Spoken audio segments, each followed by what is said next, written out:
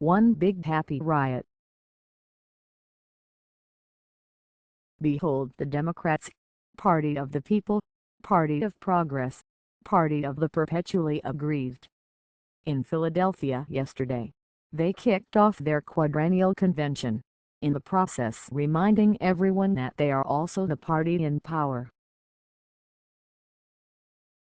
The task before them is formidable: to sell Americans on the notion that 8 years of Democratic rule have left the country better off, while at the same time convincing swing voters in Ohio and Florida that a host of ills from patriarchy and institutional racism to corporate greed and police brutality plague us still, and require ever greater levels of government intervention to solve. The argument lends itself to cognitive dissonance. Monday's speakers testified to the devastation of the opioid epidemic, which has emerged as a national crisis only in recent years. Undocumented immigrants spoke of the hardship of living in the shadows, though the label deporter-in-chief was affixed to Obama not by the restrictionist right, but by the open borders left. Last night's convention theme was United Together. In the interest of truth in advertising, it ought to have been having it both ways. Consider Michelle Obama, who wowed convention-goers with her speech last night and earned predictable rave reviews. 8 years ago, she was a 44-year-old hospital executive earning a six-figure salary, a graduate of Princeton University and Harvard Law School, a resident of one of Chicago's toniest neighborhoods, and the wife of a United States Senator. Yet she felt justified in peddling the notion that America is a kind of prison for those unlucky enough to be born female and black. In February 2008, she told a rally in Madison, Wisconsin, that seeing the support for her husband's presidential campaign made her feel proud of her country for the first time in my adult life. Last night, as the outgoing First Lady, Obama sang a different tune. "Don't let anyone ever tell you that America isn't great, that we need to make it great again," she implored the crowd. "This is the greatest country on earth." That's some turnaround.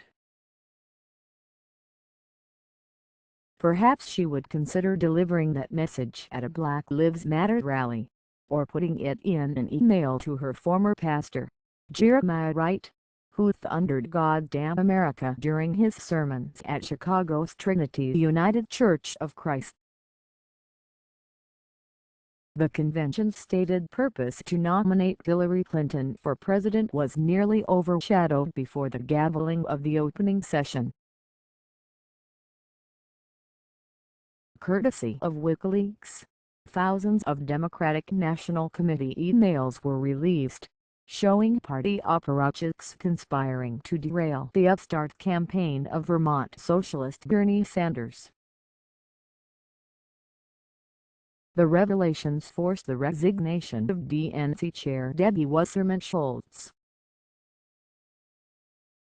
Temporary chairmanship of the convention was handed to Baltimore Mayor Stephanie Rawlings-Blaikie of the infamous inclination to give those who wish to destroy space to do that. The emails confirmed what Sanders backers had long suspected, that the fix was in from the start: the game rigged. The Clinton campaign leveled its own allegation that Moscow had hacked the DNC in order to throw the election to Vladimir Putin's bosom buddy, Donald Trump. The FBI recently caught up in the strange vindication of Clinton's lax attitude toward classified government documents, and usually so reluctant to comment on ongoing investigations, helpfully declared the Russian government its top suspect in the DNC hacking. As the cool party, with allies in the media and academia, Democrats think that they can get away with pretty much anything.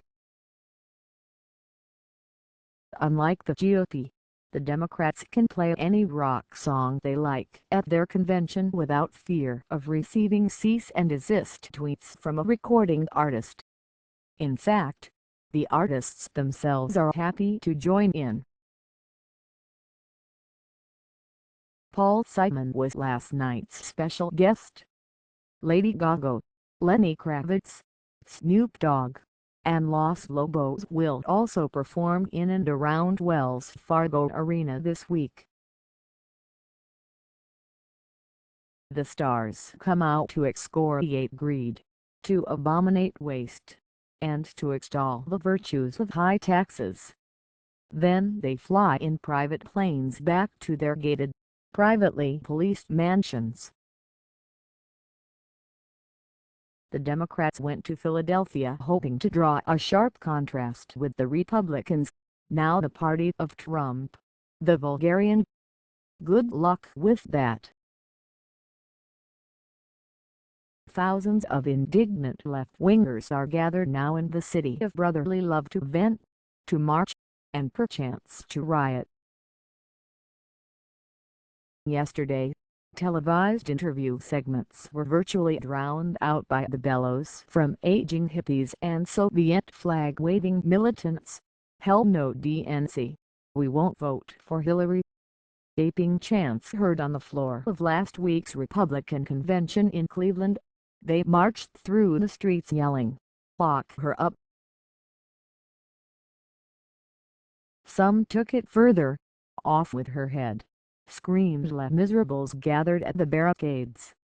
Inside the hall, Democrats unfurled Palestinian flags and hooted at every mention of the name of their party's presidential nominee. The Democrats can count on the media to spin even their most dysfunctional spectacles as some kind of success, but viewers at home might come to different conclusions.